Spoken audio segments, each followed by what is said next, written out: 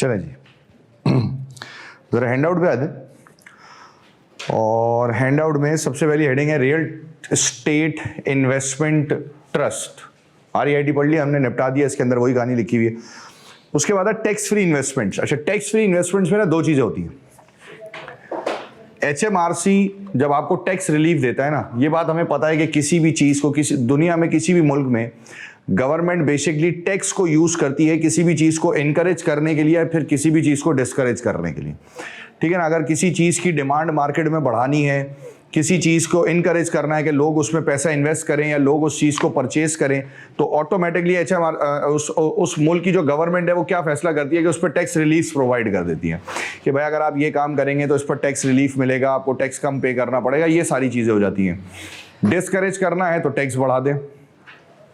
Like current example आवा है ना भाई, अभी आप हमारे पास देखें कि गवर्नमेंट टैक्सेस क्या कर रही है, बढ़ा रही है। खास तौर पे उन चीज़ों पे टैक्सेस बढ़ा रही है जिन चीज़ों की डिमांड को उसने मार्केट में क्या करना है, डिस्करेज करना है। लाइक लग्जरी आइटम्स, गाड़ियाँ ड्यूटी बढ़ा दी, मोबाइल फ़ोन PTA टैक्स क्यों लगाया, 1.5 लाख तक पहुँचा दिया PTA टैक्स, अल्लाह माफ़ करे, सही ना। जो अभी मेरे ख्याल में 1 साल पहले तक तकरीबन 40,000 था, वो विद इन 1 ईयर वो ऑटोमेटिकली 1,50,000 तक उन्होंने पहुंचा दिया। That is to discourage the consumer कि भाई आप इंपोर्टेड फोन मत परचेज करें, आप बाहर वाले फोन मत परचेज करें, आप लोकल फोन परचेज कर लें। तो ऑटोमेटिकली उन्होंने 1,50,000 तक का टैक्स पहुंचा दिया है, ये ताकि वो डिस्करेज किया जाए। इसी तरीके से एक चीज होती है टैक्स फ्री इन्वेस्टमेंट। पैसा इन्वेस्ट करें, उससे मिलने वाला रिटर्न माफ है, उस पर आपको किसी किस्म की टैक्स पे करने की जरूरत नहीं होती। यानी कि कुछ इन्वेस्टमेंट्स ऐसी हैं जिनकी इनकम टैक्स एग्जेम्प्टेड है, कुछ इन्वेस्टमेंट्स ऐसी हैं जिनसे हासिल होने वाली इनकम, जिनका जो रिटर्न है, प्रॉफिट है, वो बेसिकली क्या माना जाएगा, वो टैक्स एग्जेम्प्टेड माना जाएगा। इसका मतलब है कि उस पर आपको टैक्स पे करने की जरूरत नहीं होगी। और वो क्या क्या है मेरे भाई, जरा देख लेते हैं हैंडआउट में। The main types of investment giving tax free और exempt income are as follows, जिसमें सबसे पहले आता है interest on NSNI certificate. NSNI, national saving and investment, national saving and investment, NSNI।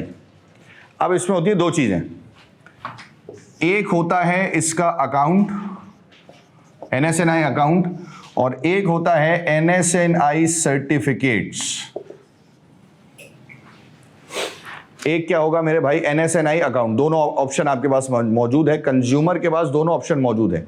NSNI भी है, यानी कि NSNI अकाउंट भी ओपन कर सकते हैं, national saving and investment account भी ओपन कर सकते हैं, या फिर दूसरा ऑप्शन है कि आप national saving and investment certificates भी खरीद सकते हैं। अकाउंट भी ऑप्शन है और सर्टिफिकेट्स भी ऑप्शन है।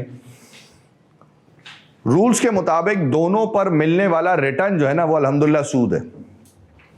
इस पर भी क्या मिलेगा, इस पर भी क्या मिलेगा, दोनों पर आपको भर भर के क्या मिलेगा, इंटरेस्ट। फर्क सिर्फ इतना है कि अगर NSNI अकाउंट है तो उस पर मिलने वाला इंटरेस्ट टैक्सेबल है, उस पर मिलने वाला इंटरेस्ट टैक्सेबल है, और अगर सर्टिफिकेट्स हैं तो उस पर मिलने वाला इंटरेस्ट जो है वो बेसिकली एग्जेम्प्ट होगा।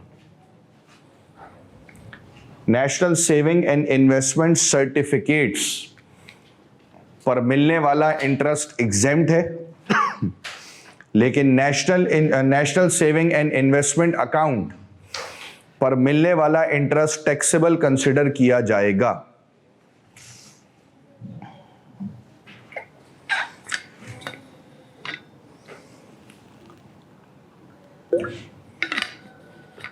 क्लियर है बात यहां तक? ठीक हो गया। फिर दूसरा पॉइंट क्या है, income from individual saving account, ISA, income from ISA। ये दोनों अलग अलग चीजें हैं मेरे भाई। इंडिविजुअल सेविंग अकाउंट ISA में इन्वेस्टमेंट कैश के जरिए हो सकती है या फिर शेयर्स के जरिए हो सकती है, सही ना। आईएसए के अंदर आप इन्वेस्टमेंट दो तरीकों से कर सकते हैं, या तो आप कैश के जरिए इन्वेस्टमेंट कर सकते हैं, या फिर आप किसके जरिए कर सकते हैं मेरे भाई, शेयर्स के जरिए इन्वेस्टमेंट कर सकते हैं। कैश या फिर शेयर्स, इन दोनों के जरिए क्या किया जा सकता है, पैसे इन्वेस्ट किए जा सकते हैं। एग्रीड? कैश के जरिए भी और शेयर्स के जरिए भी। आईएसए से मिलने वाली सारी इनकम्स बाय डिफॉल्ट एग्जेम्प्ट है। जो भी इनकम है, इंडिविजुअल सेविंग अकाउंट से मिलने वाली जो भी इनकम है ना, वो पूरी की पूरी 100% क्या है मेरे भाई, एग्जेम्प्ट है। अगर तुमने कैश इन्वेस्ट किया है तो इसके बदले तुम्हें इंटरेस्ट मिलेगा, interest receive from ISA, exempt. अगर तुमने शेयर्स खरीदे हैं तो उसके अगेंस्ट में तुम्हें डिविडेंड मिलेगा, dividend on the shares of ISA will be exempt. मैंने आपको कहा कि इसमें बाय डिफॉल्ट ये रूल है कि आईएसए से मिलने वाली किसी भी किस्म की इनकम और कितनी ही अमाउंट की इनकम है, वो सारी की सारी 100% क्या मानी जाएगी मेरे भाई, एग्जेम्प्ट मानी जाएगी। उस पर कोई टैक्स अप्लाई नहीं होगा। सारी की सारी इनकम्स 100% क्या मानी जाएगी, एग्जेम्प्ट मानी जाएगी। हाँ, अलबत्ता ये रिस्ट्रिक्शन जरूर है कि एक पर्टिकुलर इंडिविजुअल किसी एक टैक्स ईयर में, एक पर्टिकुलर इंडिविजुअल किसी एक टैक्स ईयर में आईएसए के अंदर मैक्सिमम जो अमाउंट इन्वेस्ट कर सकता है that is pound 20,000,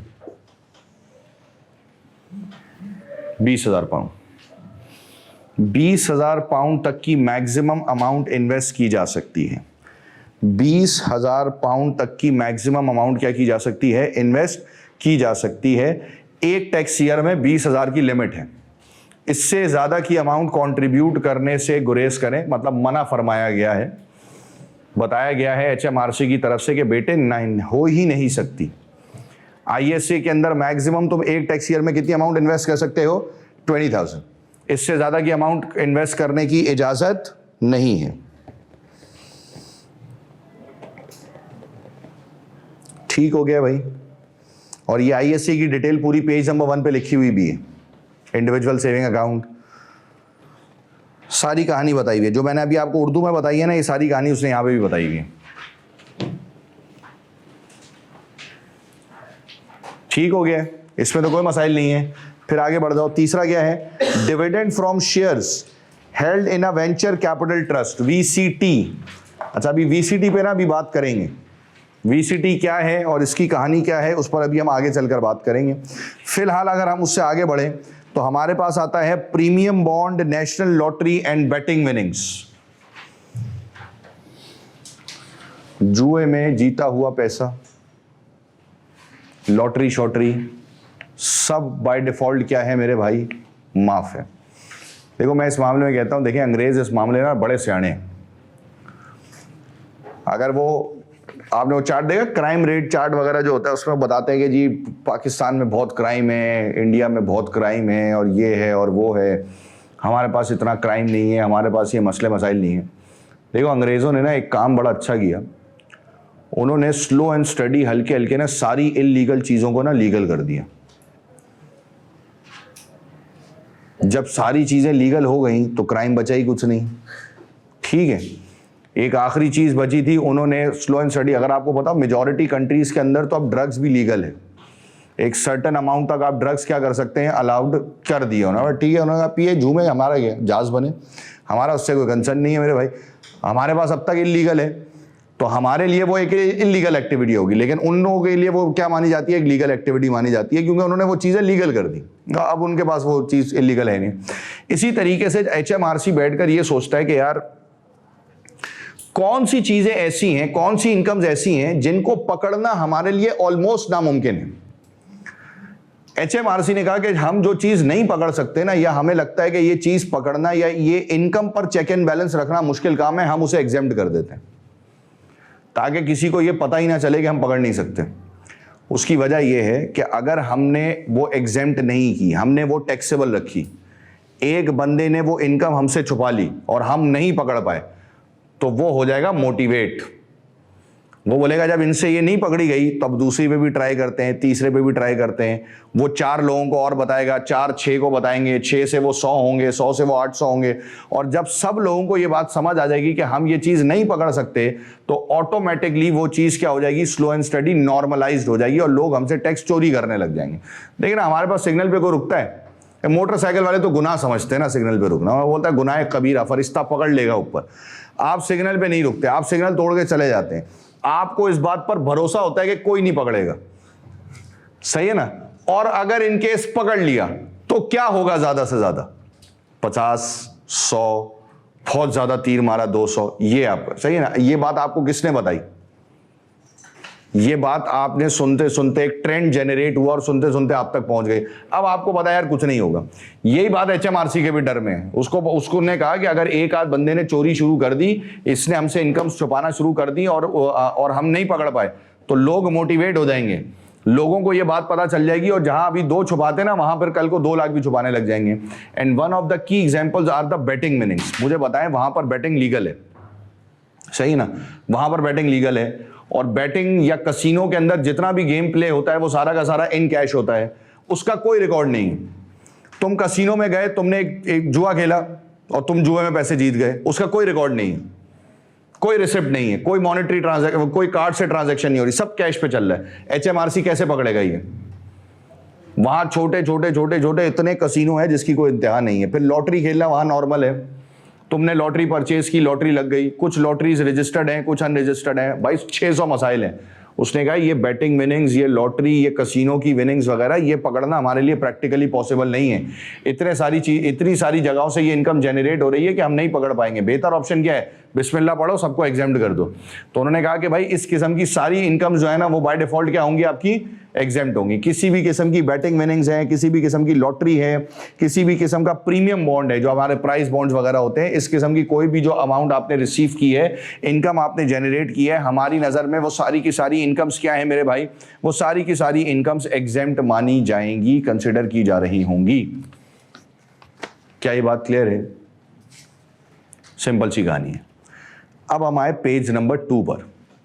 page number 2 में आपको नजर आएगा एंटरप्राइज इन्वेस्टमेंट स्कीम, जिसे हम नाम देते हैं EIS।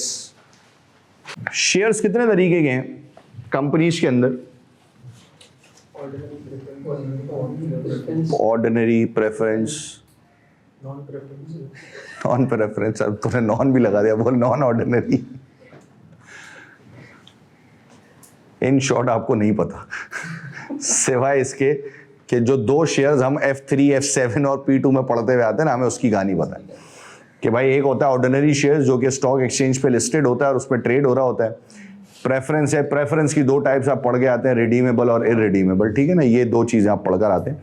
वैसे अगर आप कंपनी ऑर्डिनेंस देखें ना, चाहे वो पाकिस्तान का है या चाहे वो UK का है, तो उसके अंदर अप्रॉक्सीमेटली 25 डिफरेंट क्लासिफिकेशन है कॉस्ट की, 25, ठीक है ना। उसमें प्रोमोटर्स के शेयर्स अलग हैं, एम्प्लॉइज को जो शेयर्स दिए जाते हैं वो अलग हैं, क्योंकि एम्प्लॉइज को ऑर्डिनरी शेयर्स नहीं दिए जाते। अगर कोई कंपनी एज अ बोनस या किसी भी रिवॉर्ड के जरिए एम्प्लॉइज को जो शेयर्स दिया जाता है ना, वो एक अलग क्लासिफिकेशन है। इस तरीके से मिला मिलू के 25 क्लासिफिकेशंस बनती हैं जो कि कंपनी यूज करती है। लेकिन देखो, ये कंपनी का नजरिया है शेयर्स को देखने का। एचएमआरसी का शेयर्स को देखने का नजरिया कंपैरेटिवली क्या है, डिफरेंट है। इस बात को समझना। हम अपने आप को एक डिफरेंट नजरिए से देखते हैं, पाकिस्तानी, इंडियन, बांग्लादेश, सही ना, जितने ब्राउन कलर के हैं। अंग्रेज हमें देखता है एज एन एशियन। हमारा अपने आप को देखने का तरीकाकार अलग है और उनका देखने का तरीकाकार अलग है, वाइस वर्सा। वो अपने आप को अलग देखते हैं। अमेरिकन्स, ब्रिटिशर्स, यूरोपियंस हमारे हिसाब से सब गोरे हैं, ठीक है ना। हमारे सामने कोई अमेरिकन आता है तो वो भी अंग्रेज है, हमारे सामने कोई ब्रिटिशर आएगा तो वो भी अंग्रेज है, हमारे सामने कोई यूरोपियन आएगा तो वो भी हमारी नज़र में क्या माना जाएगा मेरे भाई, अंग्रेज माना जाएगा, जबकि उनके हिसाब से वो डिफरेंट है, ठीक है ना। इसी तरीके से कोरियन, जापानी और चीनी, इनके दरमियान भी डिफ्रेंशिएट करना थोड़ा सा मुश्किल काम हो जाता है, क्योंकि एक जैसी मिलती जुलती शक्लें सबकी। अब ये मसाइल हैं। कंपनी का नजरिया शेयर्स को देखने का अलग है और एचएमआरसी का शेयर्स को देखने का नजरिया अलग है। जो शेयर्स एचएमआरसी की डेफिनेशन में है ना, वो शेयर्स ओरिजिनली एग्जिस्ट नहीं कर सकते, ओरिजिनली एग्जिस्ट नहीं करते। ये दिमाग में बनाया हुआ एक कॉन्सेप्ट है, और उस कॉन्सेप्ट में से एक कॉन्सेप्ट है EIS shares. EIS shares practically exist नहीं करता कंपनी की डेफिनेशन में, ये एचएमआरसी की डेफिनेशन में कंसिडर करता है। एचएमआरसी का मेन मकसद क्या है? एचएमआरसी का मेन मकसद यह है कि यार लोगों का पैसा मार्केट के अंदर इन्वेस्ट करवाया जाए, लोग पैसे घर पे ना रखें, कुछ भी करें पर लोग पैसे घर पे ना रखें। हमारी कोशिश यह है कि लोग पैसे किस में इन्वेस्ट करें मेरे भाई? लोग पैसे इन्वेस्ट करें कंपनीज के अंदर। अच्छा, नॉर्मली आप किस में पैसे इन्वेस्ट करते हैं? मतलब अगर मैं जाऊंगा तो कंपनीज के अंदर पैसे इन्वेस्ट करूंगा, तो हम सबकी पहली प्रायोरिटी है लिस्टेड कंपनीज, यानी कि कोटेड कंपनीज के अंदर। क्योंकि कोटेड कंपनीज के अंदर जो इन्वेस्टमेंट हम करते हैं ना एज अ इन्वेस्टर, ये बड़ी शॉर्ट टर्म इन्वेस्टमेंट होती है। हमारे पास कोई भी इन्वेस्टर किसी कंपनी के शेयर्स डिविडेंड के लिए नहीं खरीदता। हमारे पास हर बंदा जो शेयर्स खरीद रहा है that is for capital gains. यार 11 का खरीदूंगा, 2 दिन बाद 15 का होगा, बेच दूंगा, ये नियत है। हमारी स्टॉक एक्सचेंज इस पे चल रही है, दुनिया की सारी स्टॉक एक्सचेंज इस पे चल रही है। कोई भी इन्वेस्टर इस नियत के साथ शेयर्स नहीं खरीदता कि भाई मैं ये शेयर्स खरीद के रखूंगा और साल के आखिर में मुझे इस पर क्या मिलेगा मेरे भाई? डिविडेंड मिलेगा। If you are working in stock exchange और अगर आपको थोड़ी बहुत नॉलेज है तो आपको ये पता होगा कि यार डिविडेंड तो बड़ा ही कोई माइनर सा होता है। मतलब आपके हिसाब से एक शेयर पे कितना डिविडेंड देती होगी कंपनी? 2, 2.5, 3 रुपए तो देती है, इससे ऊपर थोड़ी देती है। आपको क्या लगता है कि एक शेयर पे कोई थोड़ी 500, 1500, 1000 रुपए का शेयर डिविडेंड मिल रहा है, जो आप एक शेयर साल तक रखेंगे और उसके बाद जाके डिविडेंड मिलेगा? भाई 3, 4 रुपए, 5 रुपए, ये मैक्सिमम डिविडेंड है। सही ना? बहुत ज्यादा तीर मारा, कोई बहुत आउट क्लास बहुत बड़ी कंपनी है, दबाकुन किस्म का प्रॉफिट हुआ, उसको 10 रुपए मिल जाएंगे एक शेयर के ऊपर, इससे ऊपर का डिविडेंड नहीं होता। ये 10 रुपए, इस 10 रुपए को कमाने के लिए आप साल इंतजार करेंगे? ये तो आप 4 दिन में कमा लेंगे। 20 रुपए का शेयर खरीदे, 22 का बेचें, कुछ अरसा इंतजार करके 23 का खरीदे, 27 का बेचें, मिल जाएंगे पैसे, पूरे हो जाएंगे। जिन पैसों का इंतजार आपने साल में करना है वो आप हफ्ते में कमा लेंगे। कंपनी ने कहा कि एचएमआरसी ने कहा कि कोटेड कंपनीज के अंदर तो इन्वेस्टमेंट हो जाएगी। We have to encourage the private sector, private companies, unquoted companies. मुझे अनकोटेड कंपनीज को प्रेफरेंस देनी है। मुझे लोगों को इनकरेज करना है कि वो पैसा अनकोटेड कंपनीज के अंदर इन्वेस्ट करें, क्योंकि अनकोटेड कंपनीज के अंदर इन्वेस्ट किया हुआ पैसा लॉन्ग टर्म होगा। क्योंकि जब आप अनकोटेड कंपनी के शेयर्स परचेज करेंगे तो उसे ले जाकर आप मार्केट में सेल आउट नहीं कर सकते, फिर वो मजबूरन आपको अपने पास क्या करना पड़ेंगे मेरे भाई? रिटेन करना पड़ेगा। तो उसने कहा कि भाई अब क्या करें, कैसे लोगों को इनकरेज करें? तो इन्होंने अनकोटेड कंपनीज को बुलाया और उसने कहा कि देखो हमारी कुछ टर्म्स एंड कंडीशंस हैं। एचएमआरसी ने अनकोटेड कंपनी से कहा कि हमारी कुछ टर्म्स एंड कंडीशंस हैं, अगर आप ये टर्म्स एंड कंडीशंस मान लें तो हम आपके बेचे हुए शेयर को एक नाम दे देंगे, और उस नाम को, वो नाम क्या है मेरे भाई? ईआईएस शेयर्स का। हम उसको एक नाम दे देंगे जो कि क्या कहलाया जाएगा? ईआईएस शेयर कहलाया जाएगा। और हम तमाम इंडिविजुअल्स को ये कहेंगे कि अगर तुम फला कंपनी का फला शेयर खरीदोगे तो उस शेयर को खरीदने पर हम तुम्हें क्या प्रोवाइड करेंगे मेरे भाई? टैक्स रिलीफ प्रोवाइड करेंगे। यानी कि इस बार जो आपको टैक्स रिलीफ मिलेगा वो इन्वेस्टमेंट पे मिलेगा, इनकम पे नहीं। किस पे मिलेगा? इन्वेस्टमेंट में। जितना पैसा इन्वेस्ट करोगे उतनी अमाउंट के ऊपर मैं तुम्हें क्या प्रोवाइड कर दूंगा मेरे भाई? टैक्स रिलीफ प्रोवाइड कर दूंगा, टैक्स बेनिफिट दूंगा। लेकिन साथ ही साथ मैंने कंपनी को यह समझाया कि आपको हमारी कुछ टर्म्स एंड कंडीशंस को क्या करना पड़ेगा मेरे भाई? फुलफिल करना पड़ेगा। जैसे देखो पेज नंबर 2 के स्टार्टिंग में क्या लिखा है? पहली लाइन वही है जो मैंने अभी आपको कहानी सुनाई। ये मैं आपको सिर्फ इसलिए पढ़ के बता रहा हूं, 1 आध 2 हैंड आउट पढ़ूंगा बस मैं, ताकि आपको पता चल जाए कि जो कहानी मैं सुना रहा हूं हैंड आउट में उसकी अंग्रेजी लिखी हुई है। जब आपको इस बात का भरोसा हो जाएगा कि मैं सही कह रहा हूं तो फिर मैं सिर्फ कहानी सुनाया करूंगा, हैंड आउट आप खुद पढ़ेंगे। The EIS is intended to encourage investors to subscribe for new shares in, ठीक हो गया, यही कहानी सुनाई मैंने आपको। Since the investor is committing the whole investment to one company which may well not yet have a track record, this is a high risk investment. Furthermore, unless the shares become quoted, the investor may not be able to realize their investment easily. ये बात मैंने भी आपको बताई ना, क्योंकि coated company नहीं है तो आप बेच नहीं सकते उसको। A successful company, however, may carry high return, जो छोटी मोटी आपकी प्राइवेट कंपनीज हैं, ये बेसिकली एक अच्छा तगड़ा हाई रिटर्न्स आपको प्रोवाइड कर सकती हैं अगर वो सही तरीके से ऑपरेट कर रही हैं। To qualify for the scheme, कौन सी कंपनी क्वालिफाई करेगी? Subscribe in cash for new ordinary shares in a qualifying company. Qualifying company का मतलब हुआ कोई भी अनकोटेड ट्रेडिंग कंपनी। HMRC के पॉइंट ऑफ व्यू से क्वालिफाइंग कंपनी कौन सी है मेरे भाई? Unquoted trading company. अगर तुम किसी भी अनकोटेड ट्रेडिंग कंपनी के सब्सक्राइब्ड शेयर्स खरीदोगे कैश में, F4 के पर्चे में वो पढ़ा था पेड अप कैपिटल और कॉल्ड अप कैपिटल। क्या होता है पेड अप कैपिटल और called up capital? Partial amount भी हम शेयर होल्डर्स को बोलते हैं कि आप अपने अभी हाफ अमाउंट पे करें हमें, बाकी फिर बात है। ये क्या होता है? ये कॉल्ड अप। अच्छा, और पेड अप क्या होता है? वही जो पे करें। जो पे करें, ठीक है, कुछ हद तक पहुंच गया जवान। पेड अप कैपिटल का मतलब होता है कि जब आप शेयर्स बेच रहे होते हैं किसके ऊपर? कैश के ऊपर। जब आप कैश के ऊपर शेयर्स बेच रहे होते हैं तो that is known as paid up capital. और कभी कभार आप शेयर्स बेचते हैं क्रेडिट पर। क्रेडिट पर शेयर्स बेचते हैं और शेयर होल्डर को कहते हैं कि भाई शेयर्स खरीद लो, शेयर्स ले लो, सब्सक्राइब कर लो, पैसे बाद में दे देना, जब जरूरत होगी तो मांग लेंगे। अब आपने कहा सर ये क्या बात हुई? देखो कभी कभार सिचुएशन ऐसी होती है कि आप गए एक बड़े आदमी के पास और आपने कहा कि सर अगर आप अपना नाम हमारे साथ जोड़ देना और अगर मैं मार्केट में ये न्यूज़ आ जाए कि आप हमारी कंपनी के अंदर इन्वेस्ट कर रहे हैं, आप हमारी कंपनी के शेयर्स खरीद रहे हैं, तो सर फिर लोगों का एक कॉन्फिडेंस लेवल बूस्ट हो जाएगा और वो भी हमारे कंपनी के शेयर्स खरीद लेंगे। नॉर्मली ऐसा ही होता है। इन्वेस्टमेंट इसी तरीके से होती है कि जब कोई बड़ा नाम स्टार्ट होता है ना, तो बड़े नाम के अंदर इन्वेस्टमेंट आसानी से हो जाती है क्योंकि लोगों का एक ट्रस्ट लेवल डेवलप्ड होता है।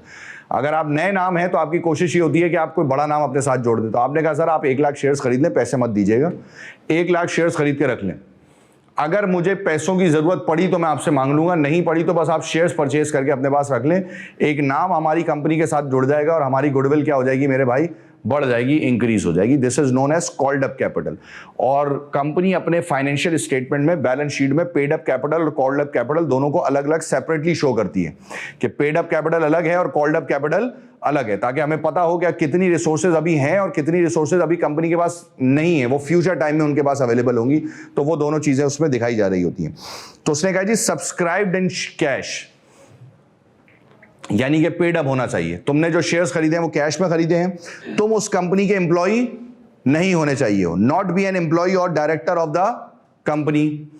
तुम्हारा उस कंपनी से एम्प्लॉयमेंट में कोई ताल्लुक नहीं होना चाहिए और हैव एन इंटरेस्ट ऑफ 30% और लेस इन द कंपनी, यानी कि तुम एक वक्त में कंपनी के ज्यादा से ज्यादा 29% के शेयर, मतलब मैक्सिमम 30% के शेयर्स खरीद सकते हो।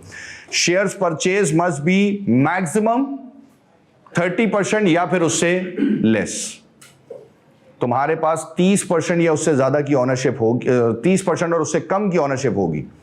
अगर ये तीनों कंडीशंस मीट होंगी तो जिस कंपनी के शेयर्स तुम खरीदोगे, मैं उन शेयर्स को EIS शेयर्स मानूंगा। मैं उन शेयर्स को क्या मानूंगा मेरे भाई?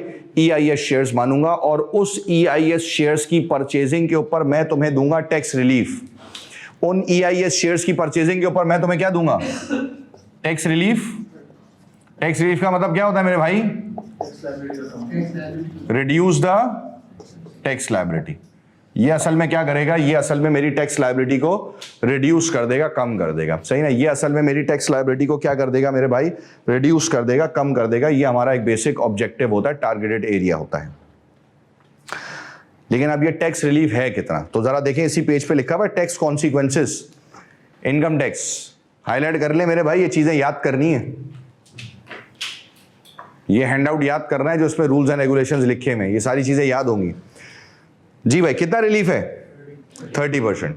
जितने शेयर्स तुमने खरीदे हैं, जितने के शेयर्स तुमने खरीदे हैं, उस अमाउंट का कितना % रिलीफ मिलेगा मेरे भाई? 30%। यानी अगर लाख के शेयर्स खरीदे तो लाख के शेयर्स का मतलब 30% लगा लो 30,000।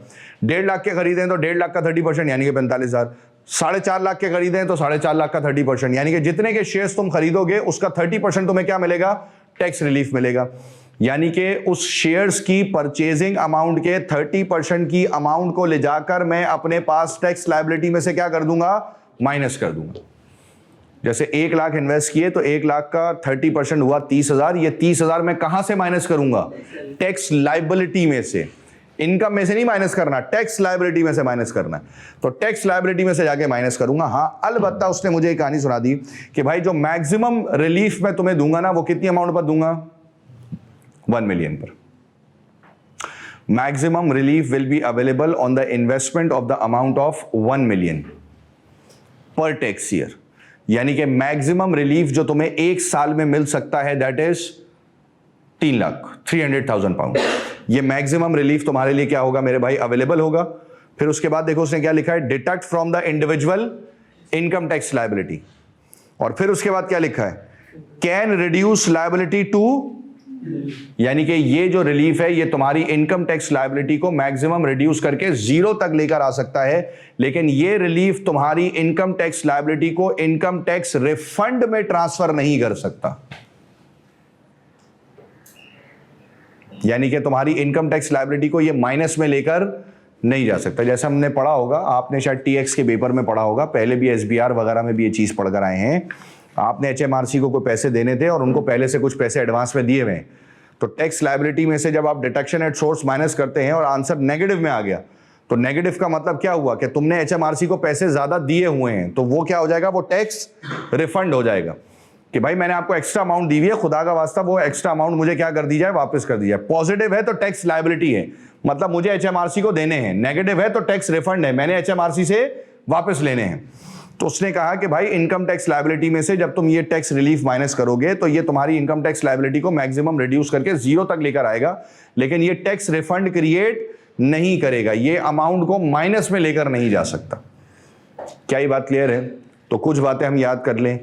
रिलीफ कितना परसेंट है? 30%। मैक्सिमम कितने के ऊपर? 1 मिलियन पर मैं रिलीफ दूंगा। इन्वेस्टमेंट पे रिस्ट्रिक्शन नहीं है, मेरे रिलीफ के ऊपर रिस्ट्रिक्शन है। समझना बात गौर से, मेरे रिलीफ के ऊपर रिस्ट्रिक्शन है, इन्वेस्टमेंट पे रिस्ट्रिक्शन नहीं है। इसका मतलब है कि इन्वेस्टमेंट तुमने जितनी चाहे तुम कर सकते हो। तुमने 3 लाख की इन्वेस्टमेंट की है, मैं तुम्हें 3 लाख पर रिलीफ दूंगा। तुमने 9 लाख की इन्वेस्टमेंट की है, मैं तुम्हें 9 लाख पर रिलीफ दूंगा। तुमने 15 लाख की इन्वेस्टमेंट की है, मैं रिलीफ 10 लाख पे दूंगा। यानी कि मेरे रिलीफ की लिमिट कितनी है? 10 लाख है। मैं 10 लाख से ऊपर की इन्वेस्टमेंट पर रिलीफ नहीं दूंगा। तो ये दो अलग बातें हैं। एक तो ये बात होती है कि एचएमआरसी कहता है कि तुम इन्वेस्ट ही 10 लाख कर सकते हो। एचएमआरसी ने कहा नहीं, इन्वेस्टमेंट चाहे जितनी करो कोई रिस्ट्रिक्शन नहीं है, लेकिन जब मैं रिलीफ दूंगा तो मैं रिलीफ मैक्सिमम कितने पर दूंगा मेरे भाई? 10 लाख, यानी कि 1 मिलियन तक की अमाउंट पर रिलीफ मिलेगा। 1 मिलियन से एक्सेस अमाउंट के ऊपर रिलीफ नहीं मिलेगा। 1 मिलियन से एक्सेस अमाउंट के ऊपर किसी भी किस्म का कोई रिलीफ नहीं मिलेगा। तो इन्वेस्टमेंट जितनी चाहे कर लो, रिलीफ मैक्सिमम 1 मिलियन तक मिलेगा। जो भी अमाउंट मिलेगी वो टैक्स लायबिलिटी में से माइनस हो जाएगी और ऑटोमेटिकली वो तुम्हारी टैक्स लायबिलिटी को मैक्सिमम रिड्यूस करके कहां तक लेकर आएगी मेरे भाई? वो 0 तक लेकर आ सकती है। क्या ये बात क्लियर है? फिर इस हेडिंग में तीसरी गोली पढ़ो, तीसरा पॉइंट क्या कहता है?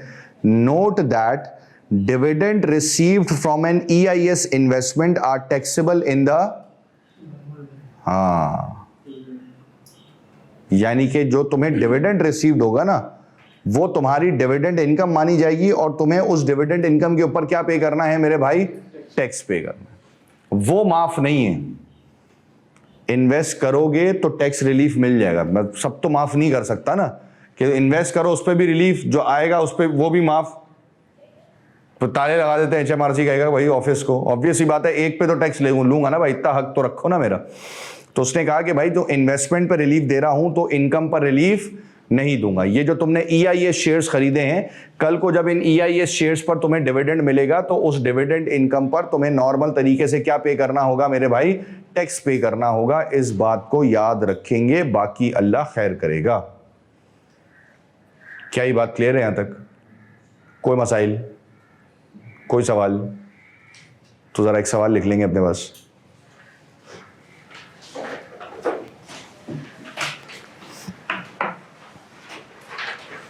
Total income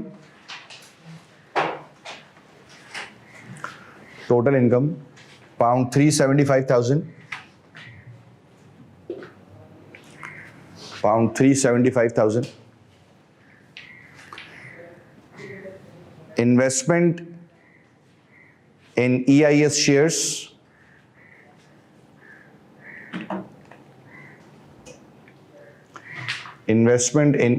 shares, pound 450,000.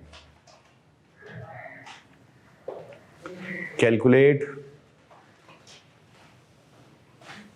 the tax liability.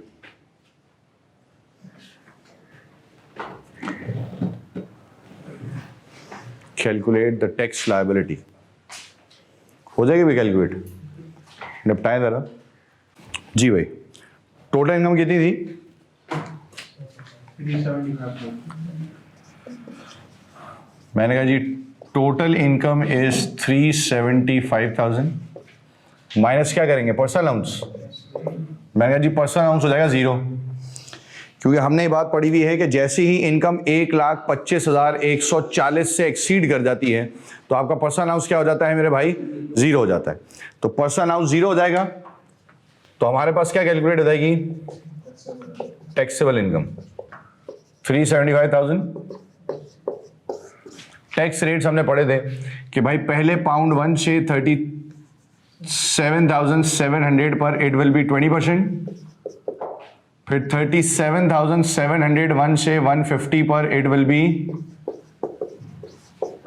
40%, 151 and above पर इट विल बी 45%। सही है। तो ये ऑटोमेटिकली जो है ना वो टैक्स रेट्स अप्लाई हो जाएंगे। सिंपल सी कहानी है। पहले 37,700 पर कितना लग गया? 20।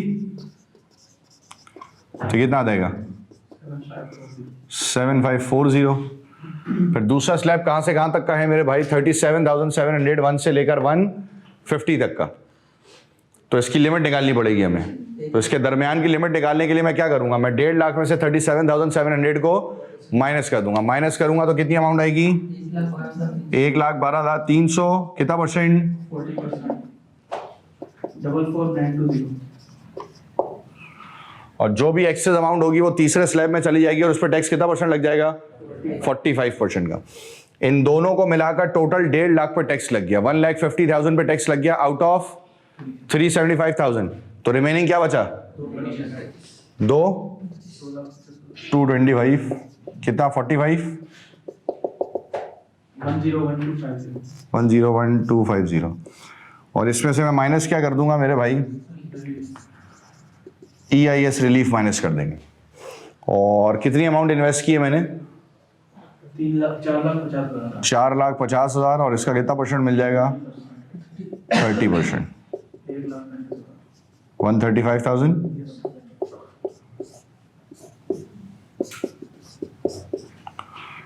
टैक्स लायबिलिटी कैलकुलेट हो जाएगी।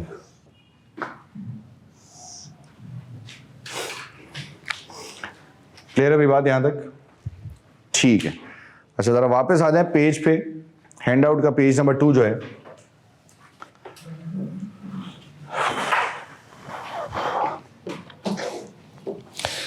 अच्छा इसमें हेडिंग थी टैक्स कॉन्सिक्वेंसेस, उसके अंदर सब हेडिंग थी इनकम टैक्स।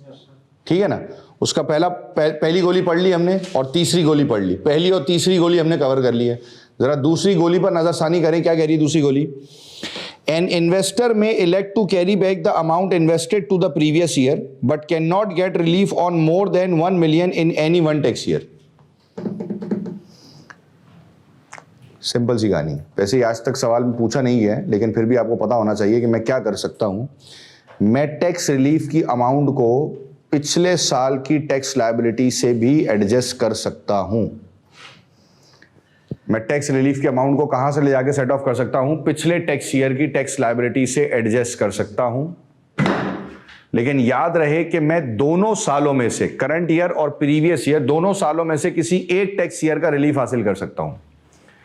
सही ना? किसी एक टैक्स ईयर में क्या हासिल कर सकता हूं मेरे भाई? टैक्स रिलीफ हासिल कर सकता हूं। जैसे फॉर एग्जाम्पल मान लें मेरी 21-22 की जो टैक्स लायबिलिटी थी वो बन रही थी 1,90,000। सही है? 22-23 की टैक्स लायबिलिटी जब कैलकुलेट हुई तो ये बनी फॉर एग्जांपल 1,40,000। ठीक हो गया। मैंने EIS शेयर्स खरीद लिए 7 लाख के। अब जब 7 लाख के ऊपर मैं रिलीफ क्लेम करने गया तो मुझे पता चला कि जी 7 लाख पर कितना % रिलीफ क्लेम कर सकता हूं मैं? 30%। तो ये 7 लाख का 30% कितना हो जाएगा? 2,10,000। तो मैंने कहा जी रिलीफ जो मैं क्लेम कर सकता हूं ना, दैट इज 2,10,000। मैक्सिमम 2,10,000 का रिलीफ क्लेम किया जा सकता है, उससे ज्यादा रिलीफ क्लेम करने की इजाजत नहीं है। अब मैं आया यहां पर, कितना माइनस हो सकता है? 1,40। 2,10 में से 1,40 माइनस होगा। इसका मतलब है कि जो बाकी 70,000 का रिलीफ है वो जाया हो जाएगा। वो रिलीफ कैरी फॉरवर्ड नहीं हो सकता। रिलीफ हासिल करना है तो बस इसी साल मिलना है। अगर मिल गया पूरा बहुत अच्छी बात है, नहीं मिला तो जो बाकी बचा हुआ रिलीफ है वो एक तरीके से क्या माना जाएगा मेरे भाई? वेस्टेड माना जाएगा। यानी कि मैं ये मानकर चलूंगा कि फिर वो रिलीफ आपका जाया हो गया, फिर वो रिलीफ आपको नहीं मिलेगा। अब मैं बैठा ये सोच रहा हूं कि यार 7 लाख की तो इन्वेस्टमेंट कर दी, अब पर्टिकुलरली मुझे जो रिलीफ मिलेगा वो ऑटोमेटिकली इतना मिलना चाहिए कि मैं क्या कर लूं मेरे भाई, कि मैं उसको ज्यादा से ज्यादा मॉडिफाई कर सकता हूं, ज्यादा बेनिफिट हासिल कर सकता हूं। तो HMRC ने मुझे ये ऑप्शन दिया कि अगर तुम्हें ऐसा लगता है कि तुम्हारे पिछले साल की टैक्स लायबिलिटी ज्यादा है as compare to this tax year, तो रिलीफ को करंट टैक्स ईयर में से माइनस करने के बजाय कहां से ले जाकर माइनस करो मेरे भाई? पिछले साल से। दोनों में से किसी एक साल में से माइनस कर सकते हो। तुम्हारा फैसला है करंट ईयर से करनी है या पिछले साल से करनी है। अगर मैं उसको पिछले साल ले जाकर माइनस करता हूं तो मैं यहां पर कितना माइनस कर सकता हूं? 1,90।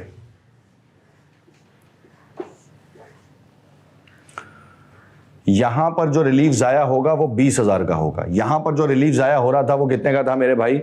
वो 70,000 का था। लेकिन अब सवाल ये उठता है कि आपने कहा सर पिछले साल का टैक्स तो पे हो गया।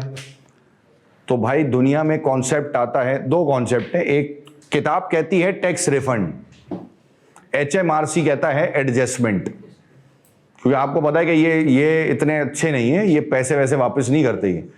ये आपको कहते हैं कि ठीक है अगर एक्स्ट्रा टैक्स आ गया ना तो अगले साल वापस आएगा, तो अगले साल की टैक्स लायबिलिटी से क्या कर लेंगे? एडजस्ट कर लेंगे। तो इस लॉजिकली होगा क्या? होगा ये कि जब तुम 1,90,000 माइनस करोगे ना, तो किताब के मुताबिक जब मैं टहलता हुआ जाऊंगा और मैं HMRC को ये वर्किंग दिखाऊंगा कि सर वो जो पिछले साल 1,90,000 दिए थे ना, उससे EIS रिलीफ एडजस्ट कर लिया, तो वो जरा 1,90 वापस कर दो, तो वो आपको 1,90, किताब कहती है वो आपको 1,90 क्या करेगा? कैश में रिफंड करेगा। उससे 1,90 लो और जो करंट टैक्स है कितना, वो उसमें से उसको क्या कर दो मेरे भाई? पे ऑफ कर दो। या आप कह सकते हैं कि कॉन्ट्रा कर लेते हैं, पढ़ गया है ना वो, पेबल और रिसीवेबल, कॉन्ट्रा कर ले।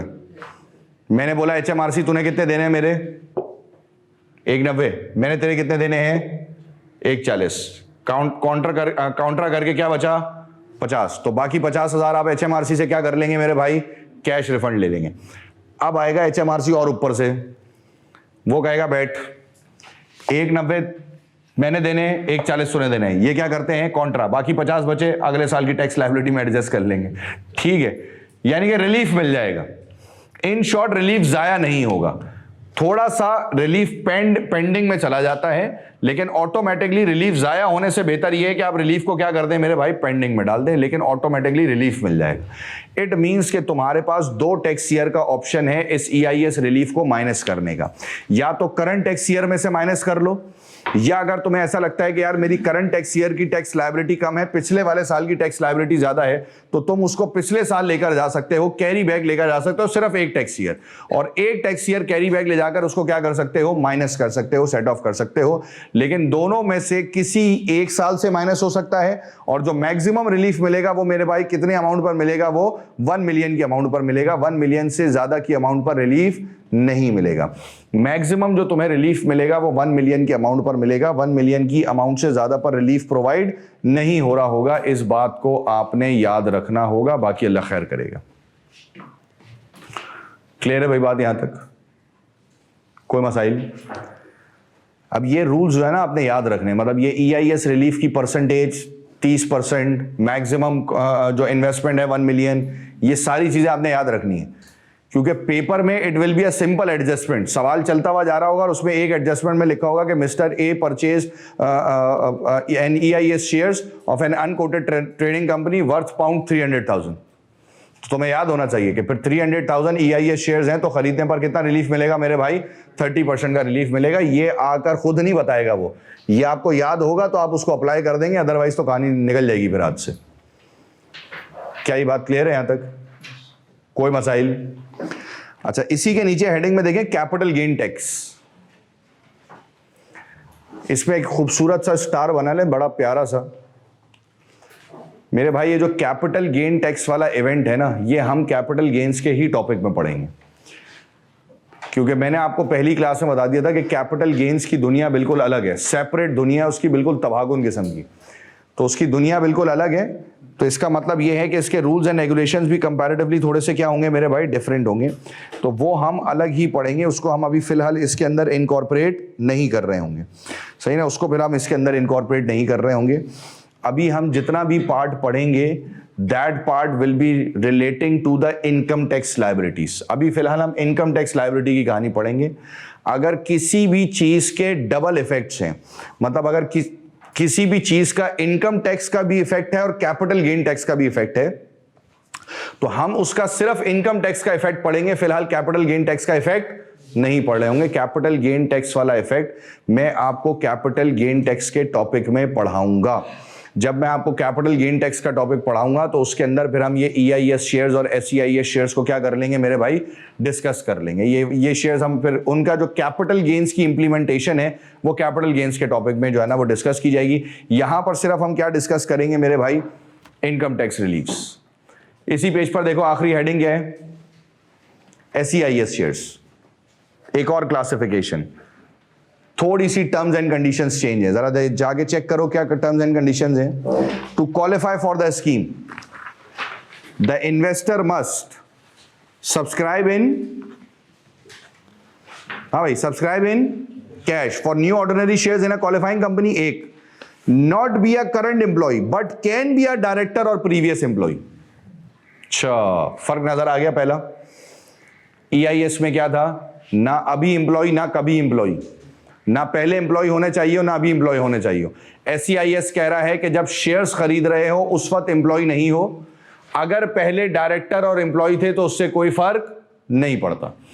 अगर शेयर्स खरीदने से पहले तुम एम्प्लॉय थे या शेयर्स खरीदने से पहले कोई डायरेक्टर वगैरह थे तो मैं उसको कंसर्न नहीं करूंगा। मैं तुम्हारा एम्प्लॉयमेंट स्टेटस देखूंगा at the time of purchasing of shares. जिस दिन तुम शेयर्स खरीद रहे हो ना, उस दिन तुम उस कंपनी के एम्प्लॉय नहीं होने चाहिए हो। और तीसरी कंडीशन अगेन सेम है कि तुम एट अ टाइम कितने शेयर्स खरीद सकते हो मेरे भाई? 30% या फिर उससे कम के शेयर्स परचेज करने की इजाजत है, इससे ज्यादा के शेयर्स परचेज नहीं कर सकते हो। अगर ये सारी कंडीशंस फुलफिल होंगी तो मैं उसे SEIS शेयर्स मानूंगा, और SEIS शेयर्स पर मैं तुम्हें रिलीफ कितना दूंगा मेरे भाई? 50%। कितना रिलीफ दूंगा?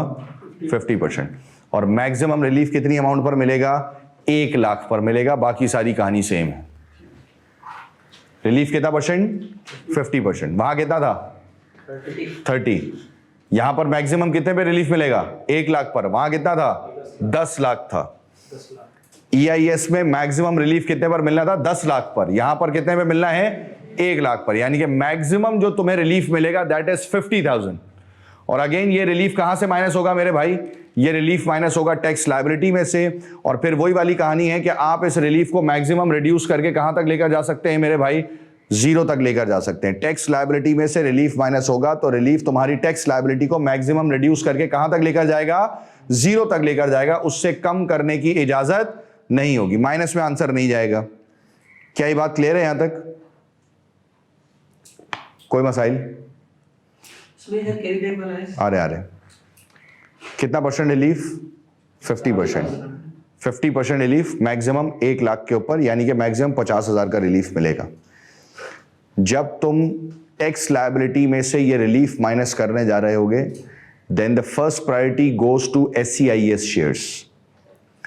अगर एक साथ दोनों इन्वेस्टमेंट्स हैं, अगर एक साथ दोनों इन्वेस्टमेंट्स हैं, यानी कि SEIS शेयर्स भी हैं और EIS शेयर्स भी हैं, तो टैक्स लायबिलिटी में से जो सबसे पहले माइनस होगा, कहां गई ये रही, टैक्स लायबिलिटी में से जो सबसे पहले माइनस होगा वो क्या होगा, SEIS।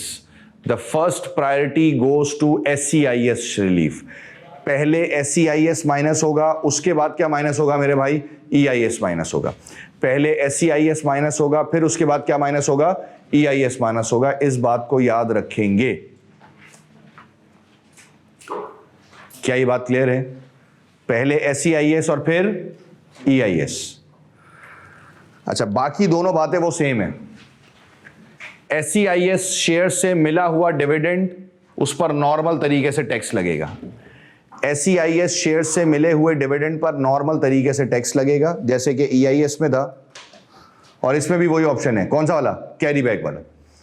चाहो तो इस साल से माइनस कर लो, चाहो तो एक साल पीछे ले जाकर माइनस कर लो। जो हम EIS के अंदर कहानी पढ़कर आए हैं ना, जो मैं आपको EIS के अंदर कहानी पढ़ाकर आया हूं, एज इट इज सेम जो कहानी है वो किस पर अप्लाई होगी मेरे भाई, SEIS के ऊपर भी अप्लाई होगी।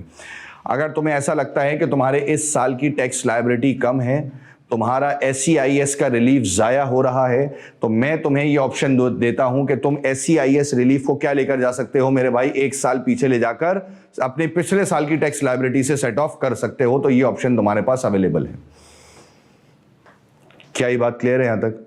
डिविडेंड की कहानी मैंने आपको बता दी कि EIS SEIS दोनों क्लासिफिकेशन ऑफ शेयर्स पर मिलने वाला डिविडेंड टैक्सेबल होगा। दोनों क्लासिफिकेशन ऑफ शेयर्स पर मिलने वाला डिविडेंड क्या होगा मेरे भाई, टैक्सेबल होगा। यानी कि तुम्हें उसके ऊपर क्या पे करना होगा, तुम्हें उसके ऊपर टैक्स पे करना होगा हर हाल में। ये बात हम ज़हन नशीन कर लेंगे, ये बात हम याद कर लेंगे, बाकी अल्लाह खैर करेगा। क्या यहां तक बात क्लियर है भाई? कोई मसाइल? तो हम आज वाली क्लास के लिए यहीं पर फुल स्टॉप लगाते हैं, ठीक है। इसे हम कल वाली क्लास में इंशाल्लाह आगे कंटिन्यू कर रहे होंगे। तो कल हमारी क्लास है 12 to 3, तो कल वाली क्लास में इंशाल्लाह हम इसको आगे यहाँ से कंटिन्यू करेंगे। और ये हमारा कल वाली क्लास में टॉपिक इंशाल्लाह ख़त्म हो जाएगा और फिर हम आगे कंटिन्यू कर रहे होंगे। तो कल मुलाकात होगी 12 से 3 पर।